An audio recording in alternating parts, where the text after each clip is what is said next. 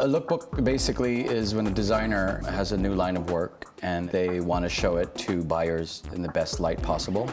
So we did that lookbook for Timothy George. That was his spring 2012 collection. Because it's really just for the clothes, you shoot it flat? Yeah, it's normally not very lifestyle-y or not very moody or narrative. It's really about the stitch and the pocket and how it lays on the person buying the clothes. The hero is the clothing. And so when you're shooting it, like, what do you have to think about to make sure that stuff is coming across? It's really good to have the actual designer on set because he knows what he created and how he wanted it to look. So having that extra set of eyeballs to say, okay, that should fall this way. And as a photographer, when you look at your work online in a lookbook, do you feel like, oh, that's me shooting, or is it a hard relationship to kind of? You know, we always satisfy the client by shooting the garment as beautiful and as perfect as they want it.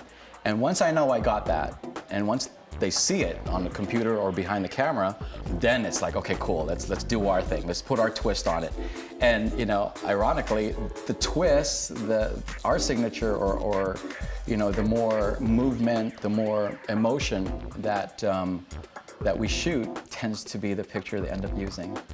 And it's great because as the client, you know, you're not going to be standing straight all the time. You're going to be moving, you're going to be walking, you're going to be talking. And I think it's more truer to how the garment's going to fall. So I guess now that you're saying clients stand there and they actually look at your image right away, is that a difference than from the film world? Oh God, yeah.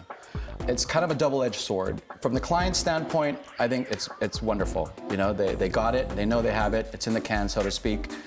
But in a way, a little bit of the magic is lost. Back in the day, you had your 10 shots or 24 shots or 36 shots. And you kind of think you have it, you know, it's there.